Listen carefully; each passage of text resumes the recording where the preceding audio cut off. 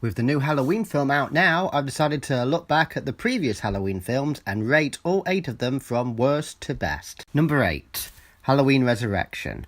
Halloween Resurrection is the worst of the Halloween movies. This movie is dull, predictable, and contains generic, unlikable characters. It begins with a retcon of the end of the previous movie, which was clearly meant as a series finale. The retcon itself makes no sense. It's clearly Michael Myers not a paramedic. He reacts to being called Michael, he breaks out of a body bag and tries to attack Jamie Lee Curtis, and survives being thrown from an ambulance and being crushed without displaying any signs of injury. Bear in mind, Michael is meant to be horribly burned following the events of Part 2, so he can't really just take off his mask and mix in with a crowd. Anyway, Resurrection. Jamie Lee Curtis, is now in a mental institution following the accidental murder of the paramedic. Naturally, Michael turns up and she's quickly disposed of in the opening scene. We then cut to 3 years later, where there's a group of university students that are taking part in this reality TV show involving the exploration of the Michael Myers house, broadcast live over the internet.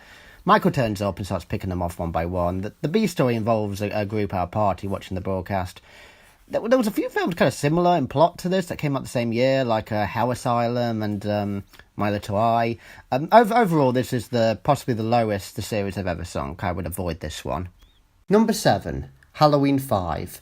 Halloween 5 is a very frustrating movie. I'm sure there's a good movie in there somewhere, but it seems to be lost in a sea of questionable decisions and just bizarre scenes after bizarre scenes. After surviving the end of the previous film, Michael spends a year sleeping on some guy's sofa. No, really, that's what happens. He wakes up on Halloween, kills his host, and returns to Haddonfield to attempt to murder his niece, Jamie.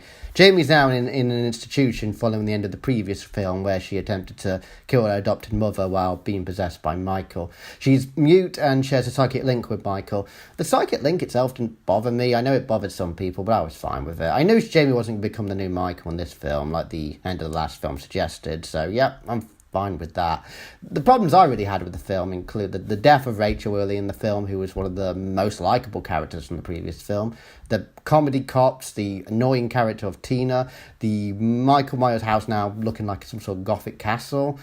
I think there's some scene where he's chasing Jamie in a car, but he's just driving slow for no reason. He's in a car and he can't catch up with a kid. The movie ends with a 70-year-old Dr. Loomis beating him with a 2x4. No, really? That also happens? We then cut to Myers in the police station jail, where we're told he's going to be locked away until he dies. However, he's broken out by the mysterious man in black. Overall, the movie isn't bad. It has its moments. It's just really frustrating in parts. Number 6, Halloween Season of the Witch. Halloween Season of the Witch is meant to be an attempt to turn the series into an anthology series with films that are all different but are connected with Halloween. The movie itself isn't bad, it's just very forgettable. I've watched it quite recently, I'm struggling to remember what happened. It tells the story of Dr. Daniel Callis, who begins to investigate the Silver Shamrock Halloween Mask Company following a murder-suicide at the hospital where he works. Teamed up with Ellie, the daughter of the murdered man, he uncovers an evil plot by Shamrock to sacrifice children all over America as part of a Celtic ritual involving Stonehenge and Halloween masks. There's a few things in the film that don't seem to make any sense. How does the bad guy get the stone from Stonehenge and get it to his company? Where does he get his money from, since the company only makes 3 types of masks, and they seem to have to pay for constant daily TV adverts? Then there's some family with an RV who check into the motel. There's a scene right at the end where the main character's he's calling someone to get the adverts taken off, and they're doing it, but who's he talking to? How is he getting these adverts taken off the air? Overall, like I said, the movie's not bad, and it's worth a watch. Number 5, Halloween H2O. Halloween H2O takes place 20 years after the original film. It follows Jamie Lee Curtis's character, Laurie Strode, who, following the events of the first 2 films, has gone into hiding and has a new identity as a school teacher, and a son played by Josh Hartnett.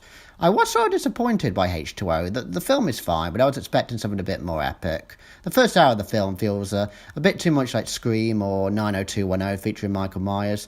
The final 30 minutes with the standoff between Laurie and Michael is amazing, though. It's just a shame it was ruined by Part 8. There's a scene in the film that I always thought was a bit odd. It's the scene where their mother and daughter stop at a restroom and have their car stolen by Michael, who I guess was having car trouble and need a new set of wheels. I always wonder how long he was just waiting there till they turned up. It's worth pointing out that this film ignores parts 4 through 6, so this is a new timeline that goes 1 to H2O8. So if you are going to watch this, I would recommend watching 1 and 2 first. Number 4, Halloween 6. I like Halloween 6. I realise there's a lot of haters, and with good reason. There are a lot of problems with the film. The lack of Danielle Harris and the bizarre Michael Baby plot being the main problems. But overall, I liked the Coulter Thorne storyline and the tying up of the loose ends from the previous film. I also didn't mind Paul Rudd as a grown-up Tommy Doyle from the original film. The film picks up 6 years after the events of the previous film, after finally killing his niece, Jamie, now played by J.C. Brandy. Michael Myers is now after her newly born baby, whom is being looked after by Tommy Doyle. Tommy teams up with Dr. Loomis and Cora Strode, whose family have moved into the old Myers house, to defeat Michael and the Coulter Thorne. Overall, I do like this film and think it's one of the better Halloween films. I would recommend it if you're a fan of kind of like evil cult storylines and you do want to know what makes Michael Myers the way he is. Now, there are 2 versions of this film, the theatrical version, which is the version most widely available, and the producer's cut. The former has more Michael and the latter more of the cult. Number 3, Halloween 2. Halloween 2 is a direct sequel to Halloween. It picks up immediately after the end of the first film. Laurie is taken to hospital, Michael's still on the loose, and Loomis is still tracking him. This film is not as good as the original and replaces the slow build-up and suspense with random killings around a very near deserted hospital. I always liked how this film and the first film were set over the course of the same night, and the conclusion to the film is very satisfying. Overall, I would recommend watching this film back to back with the original. Number 2, Halloween 4.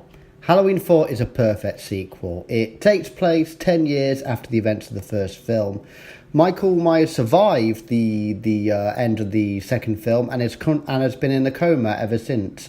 Following a transfer to Smith Grove, Michael Myers wakes from his coma when he hears that he has a niece in Haddonfield, and after killing the transfer crew, he escapes. Michael is now on the hunt for his niece, but he is once again being pursued by Dr. Loomis, who somehow survived the explosion from part 2.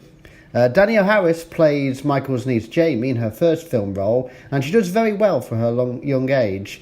This film has the slow build-up of the original and the suspense that was missing from part 2, and in my opinion, it is the best of the sequels. Number 1, Halloween. It was always going to be in the number 1 slot. It is the best Halloween film, as well as possibly the best slasher film ever made. It tells the story of an ordinary 6-year-old boy who one day goes mad and murders his older sister. Having been incarcerated for 15 years, he escapes and returns to his hometown to wreak havoc. Wearing a white-sprayed William Shatner mask and pursued by his childhood psychiatrist, Michael Myers stalks and hacks up the local babysitters. This is a great film, and I do strongly recommend it to view over the Halloween period.